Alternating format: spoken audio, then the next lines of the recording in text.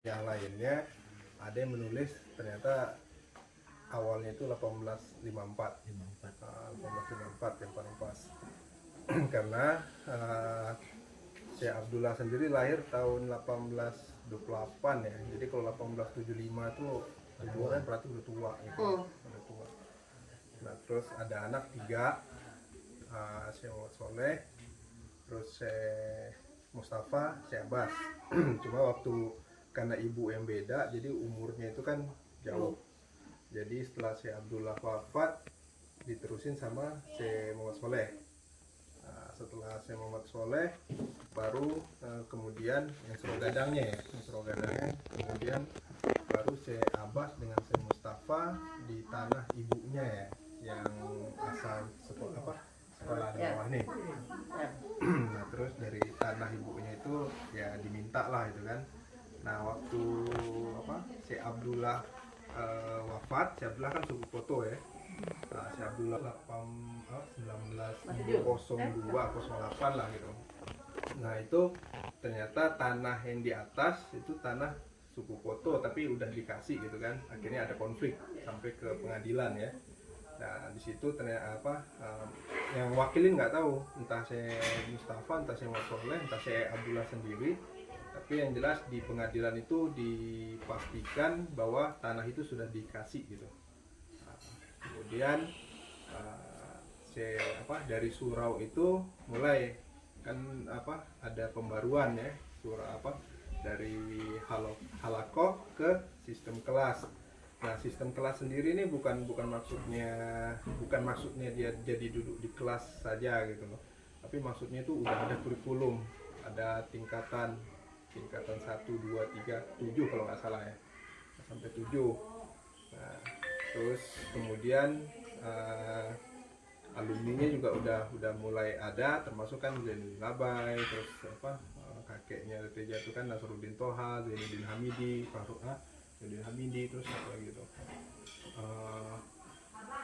Yang fikih pertama itu siapa? Alvin Latif. Datuk Mangun. Mangun. Guntur.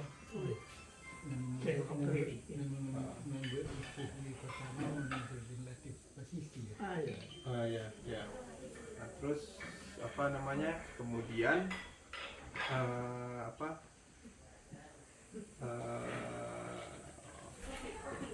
bentuk semata tawalib ya, sekitar 1920 lebih kurang lah gitu. Nah, cuma di Sumatera Utara itu karena dari Darul Funun sendiri itu progresif ya, pembaharuan kayak gitu kan ya, semua orang semangat ya. Jadi istilahnya batas bawahnya nggak ada, karena Datuk sendiri istilahnya semua orang boleh buat inovasi gitu ya kan, semua orang nggak ada batasan, termasuk tafsir pertama bahasa Indonesia Zainuddin Hamidi kan dengan Farhudin AS, itu alumni Darul Funun. Terus fikih pertama bahasa Indonesia itu alumni Darul Funun. Kitab hukum nikah, undang-undang hukum nikah yang jadi akhirnya dasar undang-undang pernikahan itu juga alumni Darul Funun. Jadi semua banyak alumni Darul Funun gitu. Karena apa? Karena Datuk nggak membatasi inovasi ini gitu. Jadi progresif lah. Nah, cuma karena progresifnya sendiri ada juga tulahnya gitu.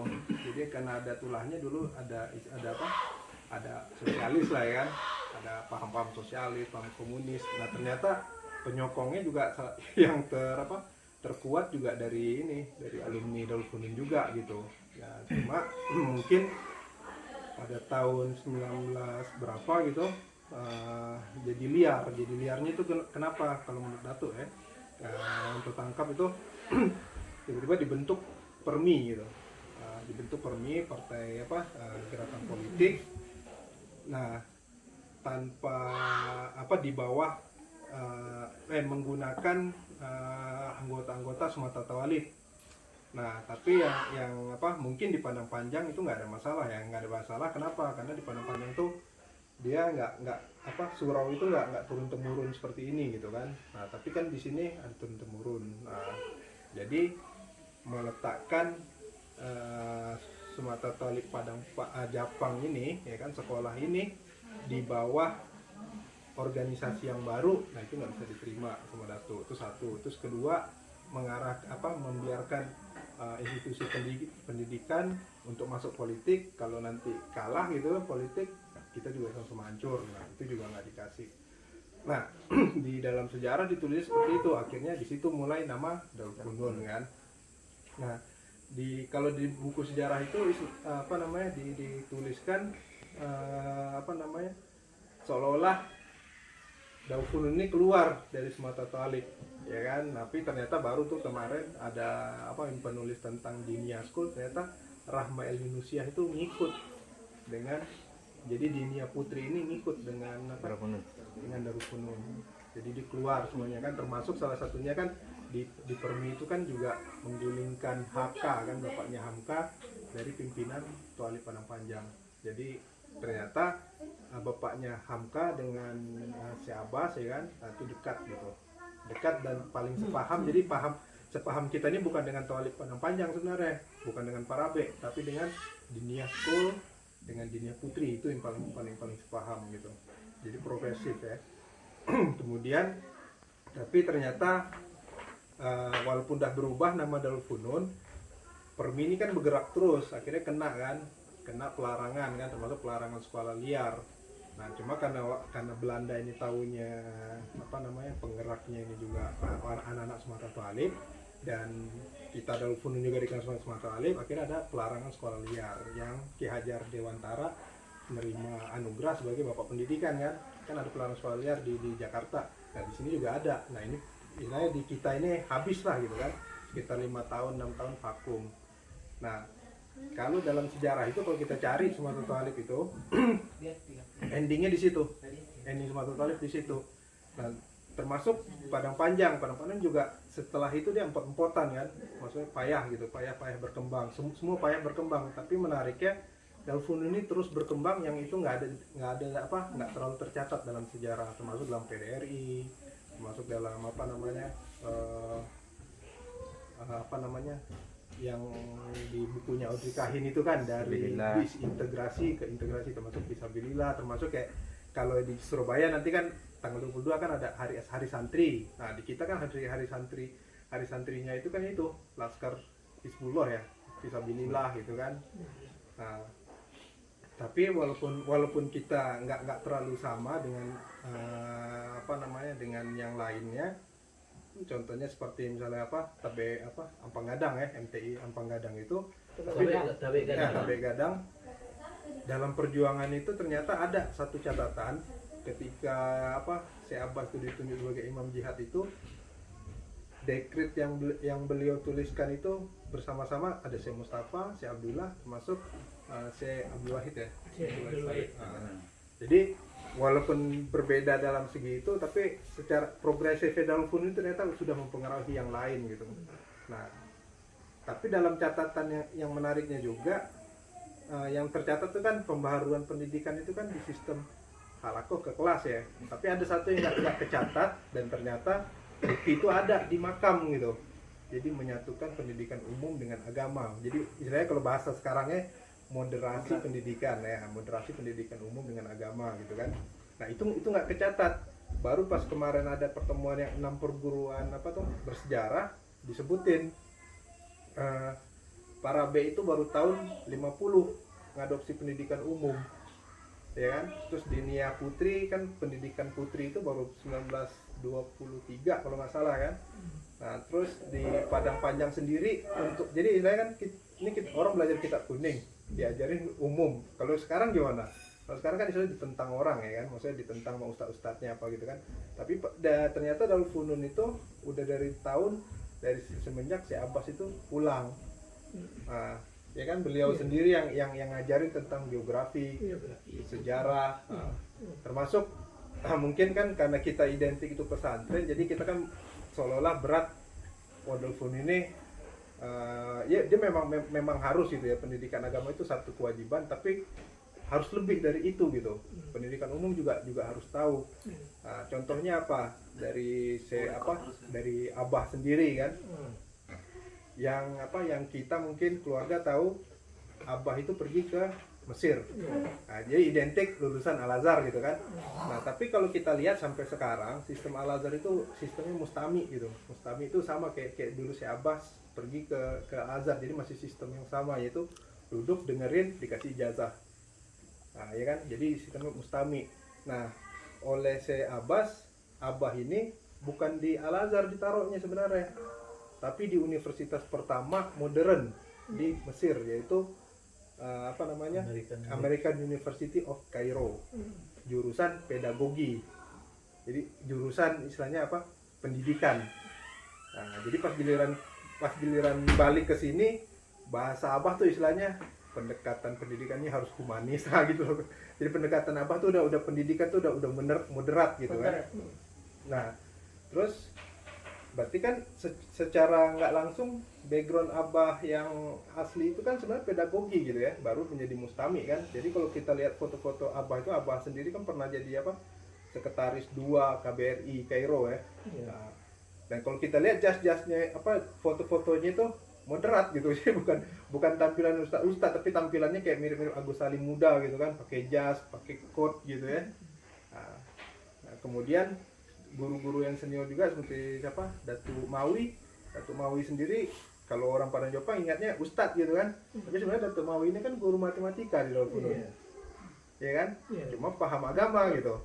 Nah, jadi apa namanya, sebenarnya girohnya Darul Funun tuh itu gitu. Jadi kita bukan sekedar apa namanya, jadi ustadz agama, tapi kita harus mempertahankan yaitu moderasi pendidikan umum dengan agama itu gitu. Jadi inovasi-inovasi seperti itu yang harus dipertahankan kan. Nah, kemudian apa namanya, kita sendiri ini khususnya generasi Anto kan, kita nggak tahu nih apa namanya, sebenarnya ya kita tahu kan ketika cerita tentang Abah, kita taunya itu cuma kakek gitu ya. Nah, jadi kita dokumentasi tentang Abah pun nggak terlalu banyak gitu. Baru sekitar nggak sampai 10 tahun yang lalu baru MTSN negeri itu baru nyebut kan, ternyata MTS negeri ini dulunya MTS AIN ya, MAIN ya, MAIN, Darul Funun 1 tahun. Nah, setelah 1 tahun di yang sekarang kita sebut Gedung Nahdah gitu kan. Nah, jadi dulu ada MTS AIN, tapi kemudian pindah tempat di sebelah sana. Pas sudah pindah tempat dari wakaf masyarakat, Abah di sini akhirnya mengusahakan yang tadi apa, Ete bilang apa, berhenti dari dekan Fakultas Adab ya, mendirikan STIS. Jadi, dan itu masih ada, kalau kita mau bayar listriknya Nahdah, tulisannya STIS, Sekolah Tinggi Ilmu Syariah Darul Funun ya gitu, kalau kita mau bayar. Jadi sebenarnya gedung itu sebetulnya kalau menurut Anto pribadi itu nggak apa, kurang pas disebut Nahdah gitu ya. Kenapa? Karena itu istilahnya itu gedung batu yang di bawah tuh udah nggak berfungsi. Pas di zaman Abah, itulah gedung Darul Funun di atas ini, ya kan? Kan di bawah udah nggak fungsi, cuma jadi surau tempat tinggal aja kan. Nah, akhirnya jadi di situ ada STIS, ada TK ya, ada TK itu TK apa, tempat TI ya. Jadi di situ fokusnya Darul Funun. Terus pas Anto kecil pulang itu juga kan masih ada apa, nenek ya kan, modang adil kan.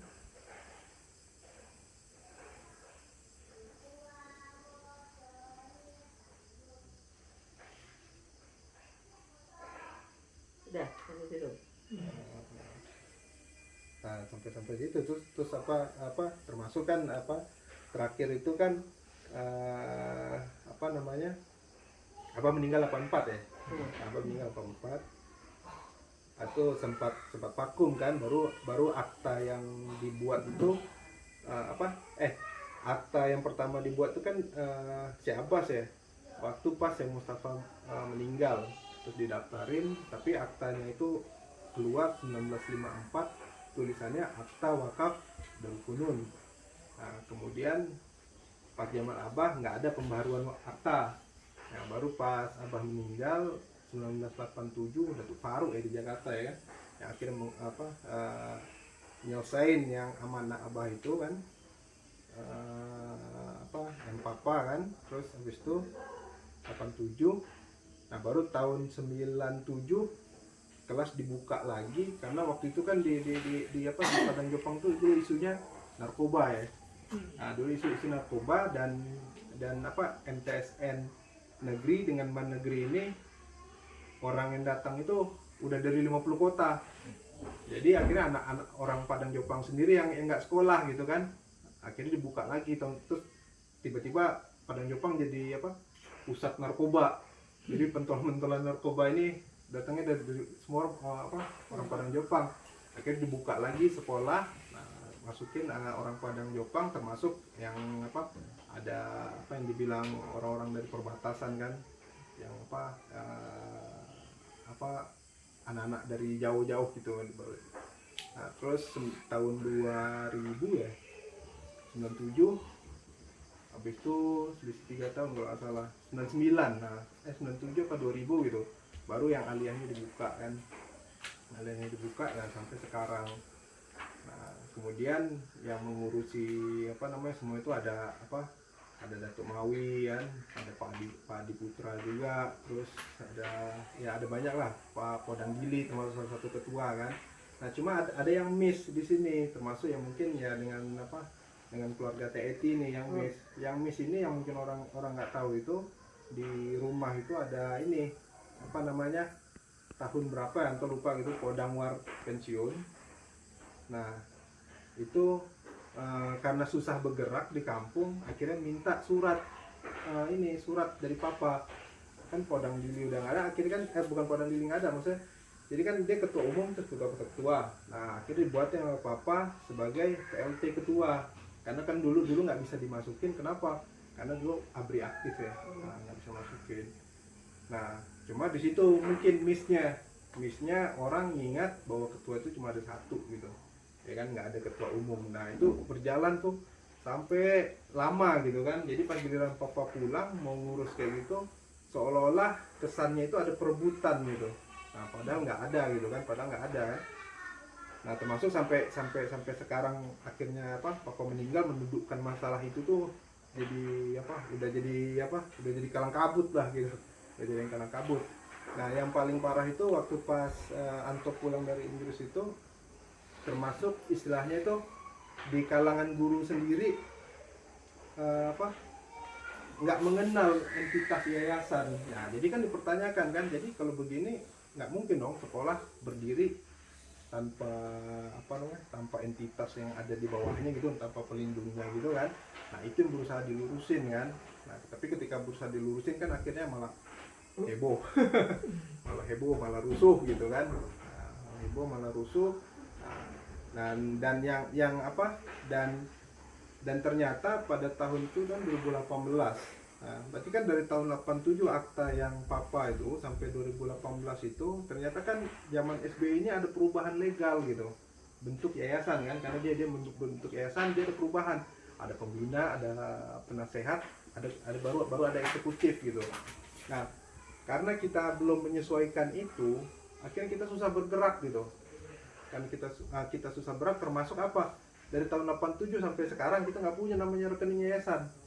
Jadi jadi kalau kita lihat di sekolah itu pintunya tuh ada banyak dan semua rekening pribadi, ya kan. Dan itu akhirnya istilahnya kita bilang kan lucu gitu, kita punya aset wakaf besar, terus punya istilahnya cash flow pemasukan dari orang tua atau guru kayak gitu, tapi ternyata ketika dinilai misalnya sama auditor, nilai yayasan tuh 0 karena nggak punya laporan. Nah gitu kan, akhirnya itu yang berusaha dibenahin, akhirnya dibuat akta yang baru 2018 kan. Nah, cuma ya kan semua tahu sendiri, papa kan malas tuh yang remeh-temeh kayak gitu kan. Nah ya udah itu dibantuin, akhirnya kita berhasil bikin rekening yayasan. Setelah syaratnya itu begitu banyak, tapi kita dapat lah gitu, Nah baru setelah itu diluruskan. Nah, yang pertama itu kan namanya sekolah, dia nggak bisa ngajuin secara banking gitu kan, dia secara akunting itu dia nggak ada nilainya gitu. Sekolah dia nggak bisa ngajukan pinjaman, dia nggak bisa gitu kan. Nah jadi kita untuk menormalisasi itu, kita sampaikan semua cash flow itu harus ke rekening yayasan, supaya apa? Supaya yayasan ini dilihat orang ada value-nya gitu, ada nilainya. Nah, dan itu pun jadi rusuh gitu kan, jadi rusuh ya mungkin karena budaya terbiasa ya itu banyak pintu kan, banyak duit tertahan di mana-mana gitu kan. Nah, cuma pas giliran alhamdulillah setelah berjalan beberapa tahun, nah dari tadinya guru yang suka terlambat gaji 6 bulan, kadang 1 tahun, ya akhirnya kalau gaji, istilahnya kan industri besar di Padang Jopang ini kan salah satunya Darul Funun kan, dengan 60 pegawai kan itu industri besar tuh. Artinya kalau di Darul Funun ini terlambat guru gaji, berarti warung nggak jalan. Jadi ekonomi Padang Jopang juga nggak jalan kan, betul? Ya kan? Jadi ketika kita misal punya pasar, punya itu, semua orang nggak bisa prediksi, ya kan? Maksudnya orang jual barang nggak bisa dia bilang dia mau jual terus nanti dia beli besok gitu kan, untuk jual besok itu nggak bisa diprediksi. Kenapa? Karena industri besarnya itu ngadat gitu kan. Nah, tapi setelah itu dirapikan, ternyata alhamdulillah guru bisa digaji per bulan. Lah mulai ada perputaran uang yang nilainya itu cukup besar gitu setiap bulan, sekitar berapa 60 sampai 70 juta di Padang Jopang. Dan duit itu kan istilahnya di yayasan cuma lewat doang gitu. Nah, itu pun mulai kan dari tadinya yang banyak pintu, akhirnya cuma 1 pintu. Jadi kita mau papa tuh nyampein ke guru-guru di Darul Funun, kita nggak usah memikirkan duit yang kecil-kecil lah gitu istilahnya. Jadi fokus dengan inovasi, fokus dengan kerja kita masing-masing gitu kan. Nah, cukup 1 orang misalnya ada yang ditunjuk misalnya kan bagian keuangan siswa itu yang fokus nyari-nyari ke orang tua, nanya udah bayar atau gitu. Nah, alhamdulillah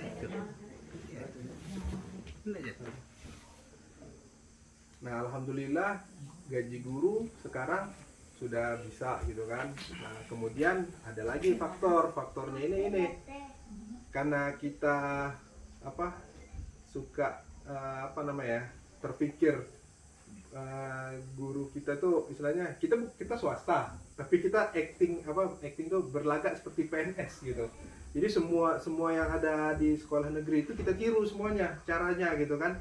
Dan akhirnya itu kan ya kita contoh bos misalnya, ya kan, contoh bos tuh biaya operasional sekolah ya, bantuan operasional sekolah. Bantuan operasional sekolah itu kalau di sekolah negeri dia nggak dipakai untuk bayar gaji, tapi di kita dipakai untuk bayar gaji. Nah, contohnya seperti itu kan. Nah, tapi dan setelah itu dirapikan, terus setiap orang masuk sekolah ada iuran lagi, iuran rapor, ada iuran macam-macam. Jadi iuran ujian. Jadi biaya sekolah itu 55.000, tapi di tengah jalan tuh banyak banget tuh. Nah, itu akhirnya dikumpulin, disatuin semua sama papa jadi SPP 1 bulan. Habis itu nggak boleh lagi ada penarikan gitu kan, nggak boleh ada iuran lagi, digabungkan semuanya. Nah, jadi SPP yang itu mungkin kalau di masyarakat nanti melihat, oh SPP Darul Funun jadi naik gitu. Sebenarnya itu dikumpulin dari duit penarikan kecil-kecil itu gitu kan. Nah, kemudian dari situ kan sebelumnya kan kita beranggapan kesejahteraan guru ini kurang dari jadi ada yang bilang pertama gaji cuma ada yang 200.000 ya kan, ada yang ini. Tapi setelah dirapikan itu kemudian mulai distandarisasi ya sama papa kan. Nah, kemudian jamnya kan, tadinya jam kepanitiaan itu kalau dikumpul-kumpulin tuh ada yang punya jam kepanitiaan tuh 100 ya kan, padahal 100 jam seminggu gitu kan, padahal orang efektif kerja cuma 40 kan. Nah, akhirnya semua distandarisasi ke 40. Nah, karena dia distandarisasi 40, mulailah kita ketemu orang yang kerja di Darul Funun itu sekarang punya standar gaji itu ya lumayan lah gitu istilahnya, lebih sehat lah gitu kan. Nah, dan setelah itu baru ketahuan, ternyata baru terlihat kalau operasional dengan siswa yang ada ini, operasional tuh udah bisa dipenuhin. Jadi semenjak itu langsung sama papa dipisah semua sumbangan keluarga, dari luar itu difokuskan ke pembangunan, nggak lagi untuk bantu bayar gaji kan, dulu kan ada buat bayar gaji. Nah, akhirnya kita mulai pembangunan kan, jadi mungkin di situ dilihat, tapi sebenarnya pembangunan itu juga masih tersendat-sendat gitu ya. Jadi kalau papa kan saya modal nekat ya. Jadi saya baru kekumpul duit waktu pertama kan diberesin tuh makam, baru ketemu duit 4,5 juta diberesin, ternyata pengeluaran makamnya 9 juta gitu kan. Terus bikin kantin. Di kantin anggaran dari puskesmasnya itu cuma 70 juta. Ternyata pengeluarannya nanti 94 gitu kan. Tapi papa jalan terus gitu. Terus yang terakhir pas mau tahun kemarin itu pas mau pendaftaran siswa baru, asrama putri kan bagus gitu kan. Asrama putri kelihatan bagus. Tapi asrama putra ini lodah gitu kan. Yang paling dilihat itu, yang paling kelihatan paling jelek itu adalah 2 ya, sumur yang ada di ini, sumur yang sebelah asrama putra itu. Sumur Darpunun itu. Itu mandi tuh. Akhirnya di oh ini pikiran juga sama Desa tuh kan, ini gimana, pokoknya ini ditembok aja supaya nggak kelihatan dalamnya gitu kan. Padahal dalamnya masih sama seperti dulu kan, ada tambah bak satu lagi, yang penting dia kelihatan nggak kumuh gitu. Nah tapi ternyata sama papa ditaikin lagi kan ke atas kan, jadi gedung kayu itu kan. Nah terus sekarang yang terakhir itu mau ngerencanain ngebangun lagi yang pondasi sekolah lama kan. Nah pondasi sekolah lama ini mau dibangun, udah sampai selesai ternyata gambarnya, diskusi sama PTA, ternyata udah selesai lah gitu kan, pas itu kan minggu yang itu ya, MBLK itu, udah final lah gitu kan, udah final, desain PTA udah selesai apa semua kan. Nah, jadi tinggalnya di situ. Pada saat yang bersamaan kelas kita masih ada gitu kan, masih kurang karena kita masih pakai rusunawa kan. Nah ini nanti untuk tahun ajaran baru, kalau misalnya kita memang mau kejar siswa ini masuk asrama, asrama putra yang kedodoran, itu, dan kelas ya kan, kelas pastinya kan. Nah itu yang mau difokuskan kan. Mungkin itu teh. Nah, paham semua. Menurut Atuk berdua, gimana yang disampaikan Anto? Ada kurang atau lebih? Kalau teknis juga mungkin nggak nguasai. Sejarah lah cerita. Ya, kalau teknis itu kami minta gitu aja. Bagi anak-anak kami yang di yayasan ada goal yang akan dituju. Ya. Dan ada tenaga yang akan digunakan. Jadi dulu apa itu punya misi visi yayasan ini apa, lalu tenaganya siapa, jadi gitu. Itu aja. Jadi misi itu dalam mencapai misi itu kan kita punya cara, SOP-nya bagaimana, itu aja.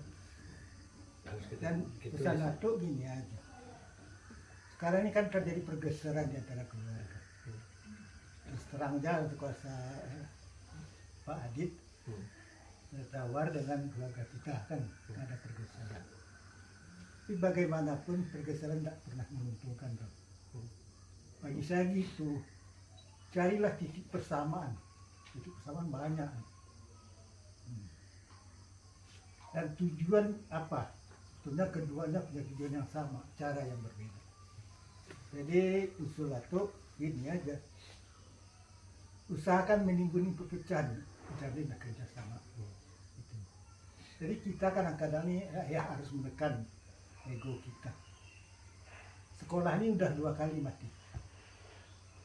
Sesudah Peri mati, abah yang hidupin. Ayah, bunda orang. Udah kita sana. Ini tetap usaha. Payah cari duitnya, payah waktu miskin. Payah berhasil abah. Tapi setelah dia berhasil, mulailah sekolah.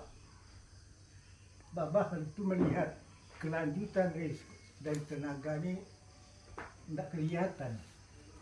Lalu diadakanlah sekolah negeri.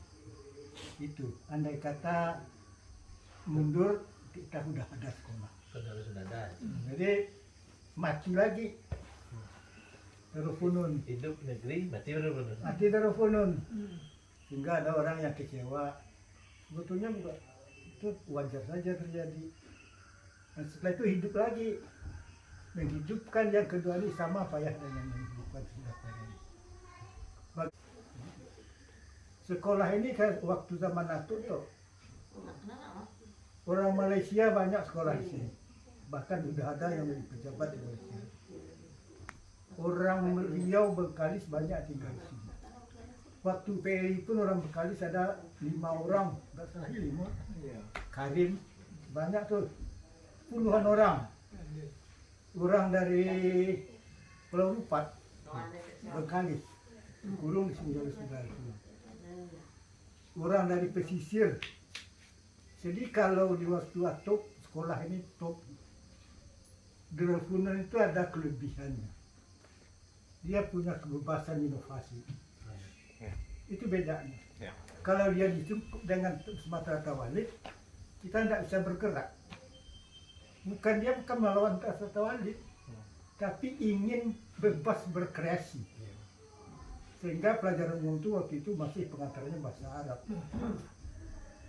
Kata Anto tadi, Anto tidak mengizinkan kita ikut politik. Izinkan. Tapi nyatanya alumni Darul Funun masuk tahan semua. Ahmad Karibi yang jadi Syekh Darul Funun tahun 50-an masuk tahanan. Haji Sa'ban Nahin masuk tahanan. Sain Namidiyah Apak Datuk masuk tahanan. Jatin masuk tahanan. Tuk Ajo Marajo masuk tahanan. Banyak yang masuk tahanan, belum lagi yang di Darul Funun. Jadi waktu itu bukan dilarang berpolitik, tapi pisahkan. Iya, kita. Politik itu ekstra sekolah. Nggak intra, bukan organisasi intra perguruan. Itu saja bedanya. Jadi kreatif itu kalau di Darul Funun kita bisa kreatif. Darul Funun itu sekolah yang pen pelajaran itu. Bagian-bagian pelajaran kan itu pen. Funun itu kejamak dari Funun. Ya kan itu maksudnya. Mata pelajaran kan seperti itu. Nah, mata pelajaran itu artinya. Jadi Darul Funun itu sekolah yang mempunyai mata-mata pelajaran yang kreatif. Jadi itu banyak. Jadi itu saja pesan itu. Bikinlah misi, bikin SPP.